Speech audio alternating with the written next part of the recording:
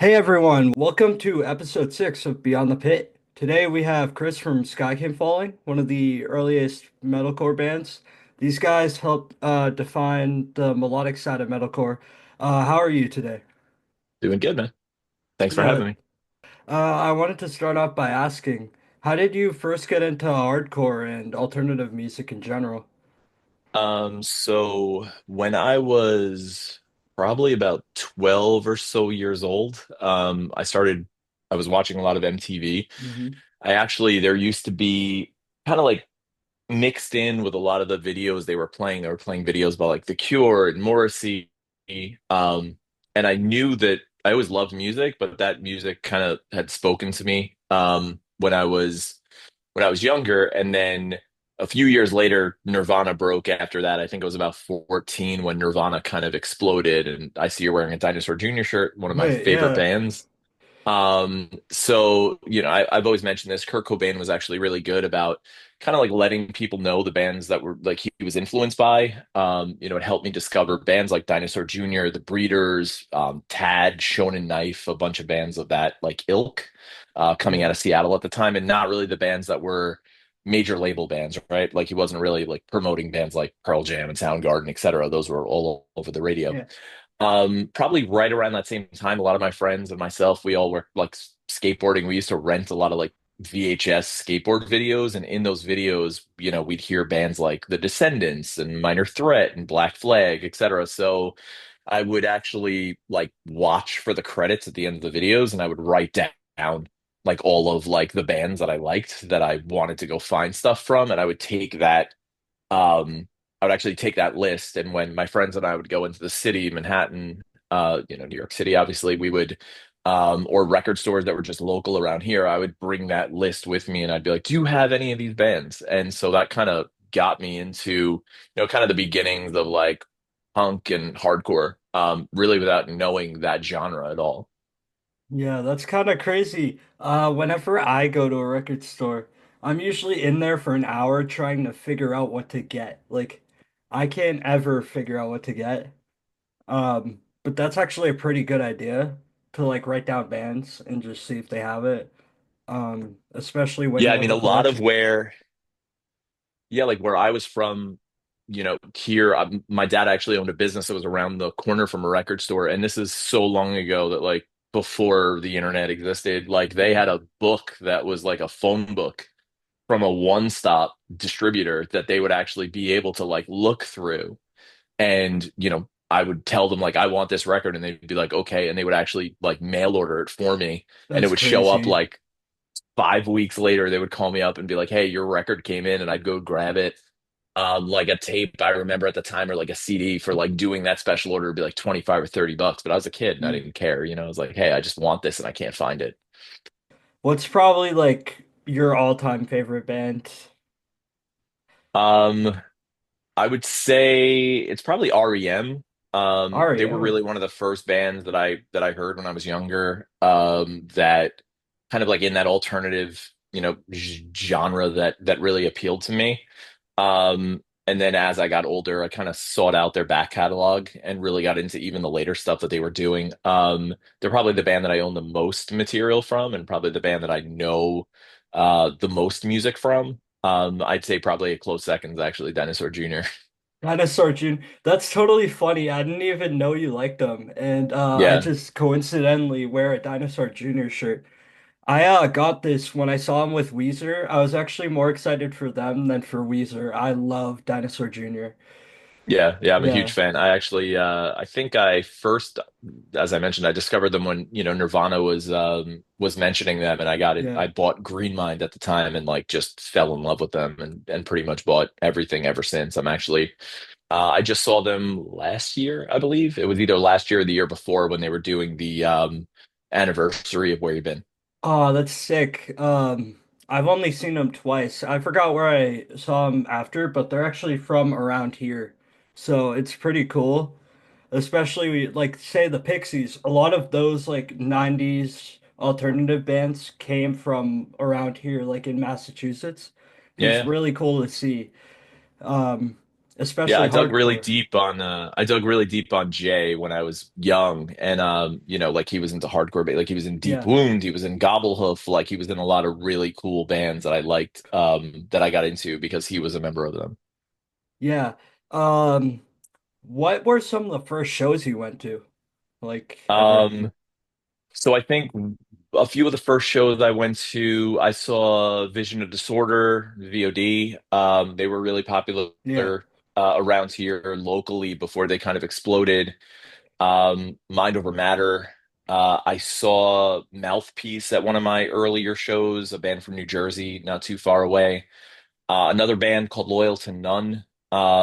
I think it was actually VOD, Loyal to None had released their split at a venue here called the Northport Pipeline. I'm pretty sure Mouthpiece also played that. Um, that was one of my first shows that I remember well. I think another show that I remember when I was like one of my earlier shows also was like I think it was one of H2O's first shows. They played with Civ had just released their Civ. first record. Yeah. I'm trying to think who else. Oh, Sick of It All was on that bill as well. At the Limelight in New York City. Sick of it all. My dad's friends with Pete. Actually, the interview before this was with Pete. Oh, dope. Um, you guys played with them. Actually, I saw this flyer today, Yeah. April 21st, 2000. Yep. And that flyer art, I love that flyer art. I also saw that you're playing with VOD and Incendiary, right? Yep. Yeah, we're playing with them next month, actually, Yeah. end of next month. Yeah.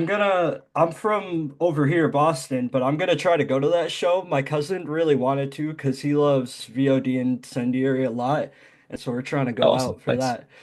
Speaking of like all that New York hardcore stuff, um, since you guys are from the Long Island scene, how did like the band come together and how did you find your sound? Because even though you weren't like the first in the genre, you kind of really helped cultivate the melodic metalcore sound and you were a standard for a lot of bands that followed. Yeah, so Long Island was always kind of like a melting pot of like different bands and different genres. And at the time, we had a lot of like mixed bills here. So like, you would see bands like, like I said, VOD with a band like the Warped Weeble Wobbles, who were kind of like a more punkish band. There were bands like Mind Over Matter, Silent Majority, who have very different sounds. But overall, I think that there was always this sort of like Long Island sound to a lot of us that I think Silent Majority really perfected in a way. Um, I was in a local band that was really just trying to emulate VOD at the time. And we ended up getting in touch with somebody who ran a radio station, a college radio station that played hardcore. And he really liked our demo, and he told us, hey, you guys should get in touch with this other band called Suspect Seven, who were also local to Long Island, and you guys should play a show together. So I reached out to their guitarist, John, and him and I, we decided like, hey, we'll book a show together. So we ended up playing a show together. We became friends. And then after my band dissolved and after Suspect Seven dissolved, we kind of merged those two bands together. So it essentially was John, who was in Suspect Seven on guitar. Cameron was also in Suspect Seven. He was also the other guitarist, myself, and then we just kind of rounded out the band with a couple of local friends that we had from the area. So Matt had actually played in the bass player had played in a band with Cameron prior, and Parker, our drummer, had known the guys from high school. So when we first formed, I think we really were just kind of really wore our influences on our sleeve. We were really into like the Florida hardcore scene at the time of the bands that were kind of coming out of there, like Morning Again, Shy Elude, Culture, Strong Arm. So like a lot of that like melodic hardcore was kind of popping up from there. In addition, I think there were a couple of bands that were from, well, there was one band from North Carolina we were really into called Day of Suffering. They were like much heavier, and I Yeah. think they were like leaned a little more like in the black metal area at the time. And then in addition to that, we were all into like the Victory stuff, like Earth Crisis, Snapcase, etc. So like I think as we kind of got together, our influences were similar in like what we liked in hardcore, but also really different in terms of like what we liked outside of hardcore. And personally, like it just kind of all came together in this. what, I originally thought sounded more like kind of like less metallic and more like a screamo band, and Yeah. then everybody was kind of like, no, you're still more of a melodic hardcore band. So that sound just kind of came through naturally, and I think over the years it just progressed into eventually kind of leaning a little bit more post-hardcore. Yeah, definitely. A lot of bands around here, like in my local scene, a lot of them are inspired by those bands, especially you guys. There's this band Balmora. You might Yeah, have heard of them because they're kind yeah, of we actually big. played with them not too long ago. Yeah, they're sick. I love Yeah, they're a great Balmora. band. Senti's a really cool guy. I definitely hear in their sound like a bit of that sound like from you guys almost, and I love Yeah, I mean, that I, I sound. I think they're kind of like leaning, at least from what I know and have heard of them, like they definitely lean on that like 90s, late 90s hardcore. You can kind of hear like the Undying, the Prayer for Yeah. Cleansing, that leaning more in the metal direction. But yeah, they're a great band. Exactly, yeah. Especially that little like those black metal elements with the guitar, Yep. like Yeah, for sure. yeah.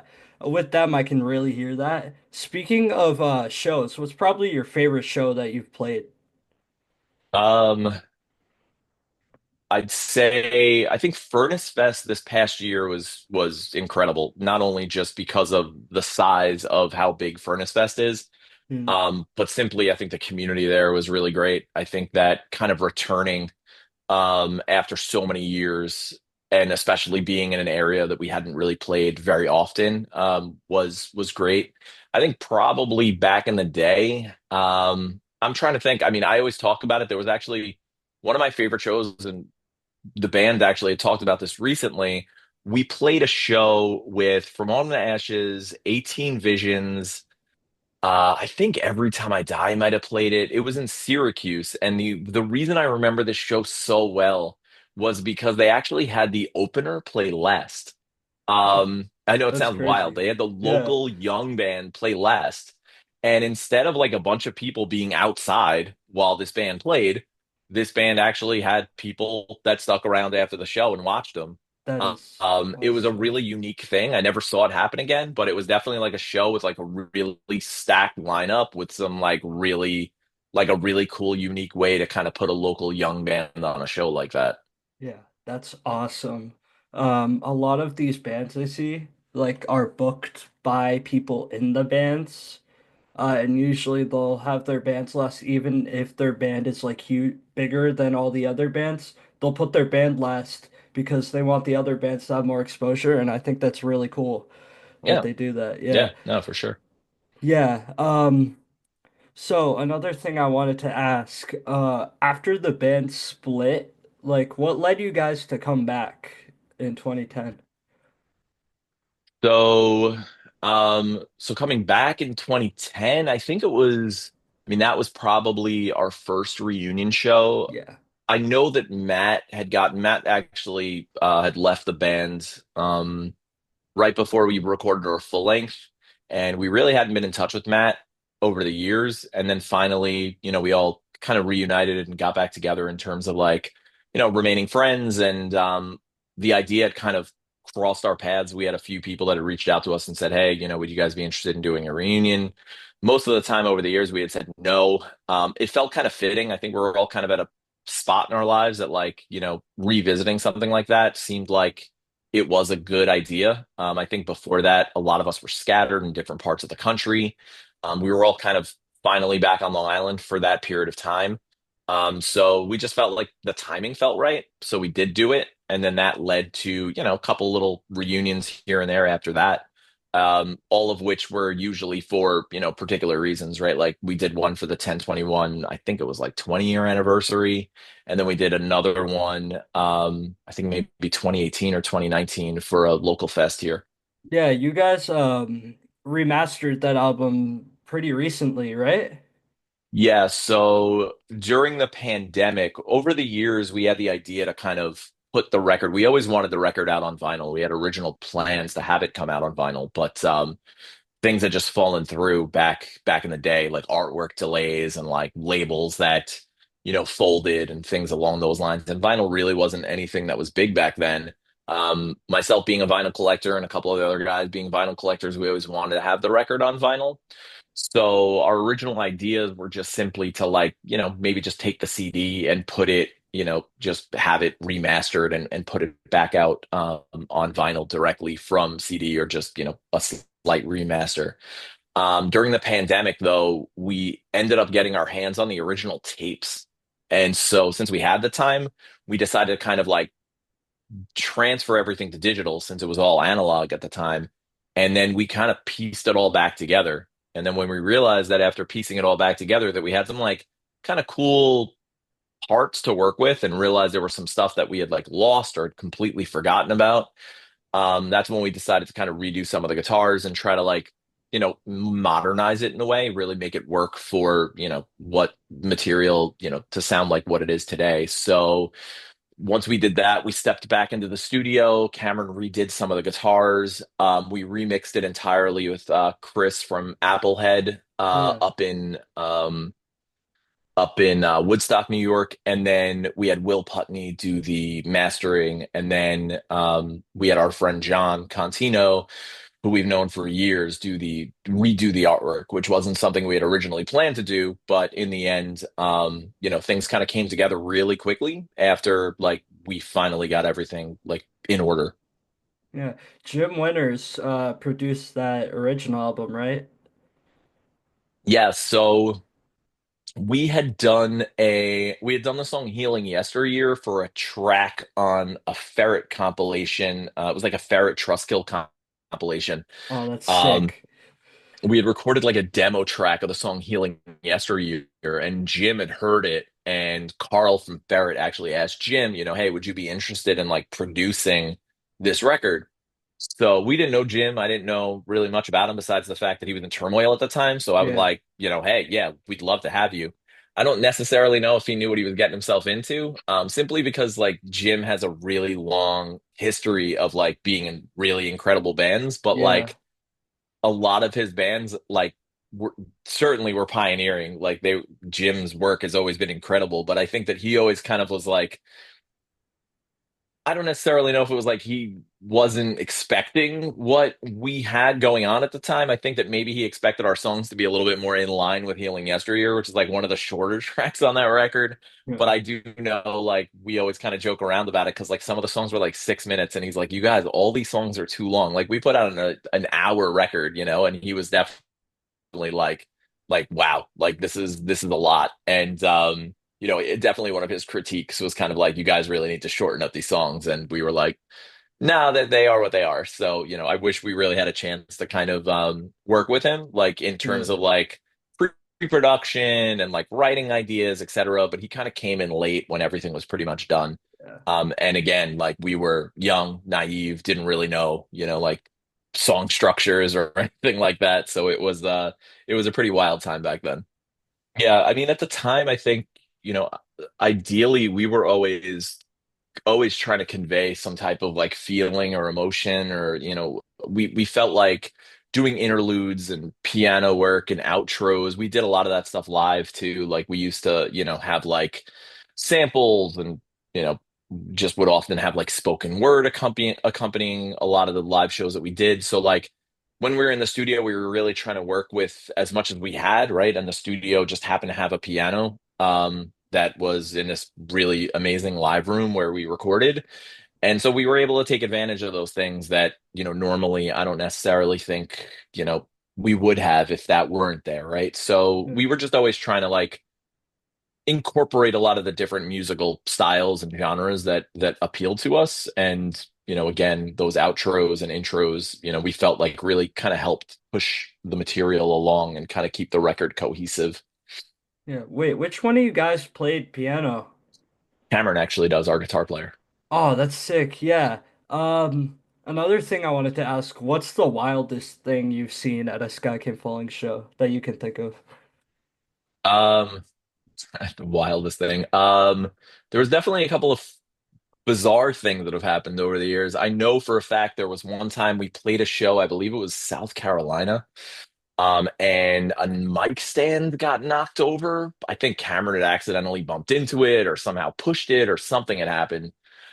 We ended up playing about a year later, and a kid came up to us with his dad actually and was like, "Oh my God, like dad, this is the band that broke my tooth." And we were like, "What?" What? Like, and he's like, "Yeah, that show that you guys played the last time you were down here, you guys pushed a mic stand over and it smashed me in the mouth and my tooth Oh, broke." And we were like, "Oh my God." Like, we were actually thinking, like, we were worried. We were like, is yeah. this going to be something? Your dad's here, whatever. His dad actually shook our hand and was like, my son loves you guys. He loves seeing you guys. He loved being a part of this. We were thinking, here we are, like, we're ready to get sued for something like this Yeah. happening. So that was a little bit of a weird one. Definitely a strange experience. I think there was a time I recall where we played a venue in Rhode Island, in Providence, actually, called the Living Room. I've heard of And it, I think. I think it like maybe it had moved or like it. I don't recall the exact you know logistics of the venue itself, but they had a stage that had a gap, and Cameron was actually moving across the stage and slid like into the gap with one leg and somehow like didn't hurt himself. Um, I think the only other thing I probably got hit in the face. You can't see a lot of the scars I have because I have a beard now, but like I was hit by one of our bass players in the chin that got cut open, like pretty much like straight down my face. I got hit with one of the headstocks and just close to my eye. Like I've basically like more or less gotten like hit with a few instruments from time to time and ended up in the Jeez. hospital getting stitches on a few occasions. So those things were never fun, but they were unfortunately some, things that happened on tour while we were away. Yeah, that's crazy. Um, Actually, I recently just cracked my nose at a show, 'cause I was in the Oof. pit and like three guys like hit me at the same time somehow. There was like one guy's arm, one guy's leg, and then another arm. And I started bleeding everywhere and I had to go home. But it was a really Yeah. fun show and I'd do it again. Yeah. Yeah. Noses are like that, but yeah, it's always tough. Yeah. I remember one time I was at a venue in Queens, New York, and Sub-Zero played, and Oh, I was like, I remember I was pretty young at the time too, and I remember just like I saw like a wall of death forming, and I'm like, okay, I gotta get out of here. Like I gotta get, and I couldn't move fast enough before I got like entirely wiped out by it. So I get it. that's crazy. Yeah, whenever I see a wall of death, I'm like, nope. Yeah, exactly. I was Yeah. like, oh, and I just couldn't move. By the time I saw it, it was too late. I was like, ah. Yeah. What's probably some of your favorite like newer bands? Well, new-ish bands. They could be some like 2010s bands even, but Yeah, so a lot of the bands that I've listened to, I mean, we've got some really great bands here on the island. Locally, I think is awesome. I love that band. mhm. I think they're great. They kind of remind me a lot of what like got me into the music scene here. I like Heavy Hex, who are pretty awesome. They're on Bridge 9. Um, Ooh, Private Mind is another really cool band that's actually kind of like a throwback band from here that sounds a lot like another band called Still Suit, that I like quite a bit. I think, you mentioned Balmora. I think Balmora is a great band. I like Contention, I think is actually really cool. I listen to them. I don't know if you could classify them as a newer band, but I actually just recently got into Counterparts like 5 or 6 years counterparts. ago, Yeah. who I started listening to that I actually like them quite a bit. I'd probably say that's like the majority of the new-ish stuff that I know, and that I've listened to recently. Yeah. In Long Island, I'm really into like those more beatdown bands, like Pain of Truth. They're a Yeah. Long Island band that I'm really into Yeah, right yeah, they're now. great bands. Yeah, Yeah, yeah, yeah. I saw Pain of Truth with 100 Demons, I think. Yeah, it was 100 Demons, Pain of Truth, and I forgot who else was there. It was a stacked lineup. That was the craziest pit I've seen in like so yeah, long. yeah. Yeah, That band's people go off for that band. And 100 Demons, I exactly. haven't seen them in probably 20 years, but that band was always Yeah, pretty crazy when they played. they're always awesome to see. I love them. When you when you first started Skycamefalling, did you have any main goals as a band or were you just like fuck it? I think, when we first started, we wanted to do a demo. That was like our big thing. We're like, yo, we got to do a demo. The other thing that I think we probably had two other goals, right? I think our main goal was like we wanted to leave Long Island, right? Long Island was at the time a scene that, in my opinion, was kind of hard to crack. Like there were a lot of kids that I wouldn't call them gatekeepers, right? But a lot of people were like Yeah. friends, and a lot of the bands were kind of like it was like cliquish in a way, and we were outsiders. We didn't really know a lot of people. We had sort of formed and then decided like, hey, we're going to do a lot more shows out of state. We ended up booking a lot of shows in like New Jersey, Connecticut, Boston, Pennsylvania, etc., and upstate New York rather than playing Long Island. So we did, I'd probably say maybe three-quarters of our early shows were here. So I think that then led to like just trying to successfully be able to like book a tour, right? And go out on the road without like the Yeah. internet, without, we had like paper maps. But we were doing that, like calling promoters and just being like, hey, and that's actually how we got in touch with a lot of bands that we played with over the years. Like we got in touch with the guys from Stretch Armstrong. We got in touch with the guys from Prayer for Cleansing by just calling up on the phone and being like, hey, we need a show in your area. Do you know anybody? And they were like, hey, I do shows. I could book you guys. So I think that was a big thing. The other main goal we had was just to put out a 7 inch. Like we just Yeah. really, at the time, some bands had some really awesome 7 inches. Like I know I mentioned Morning Again before, but that label Immigrant Son was like a big influence on us. They had a lot of really, really cool stuff at the time.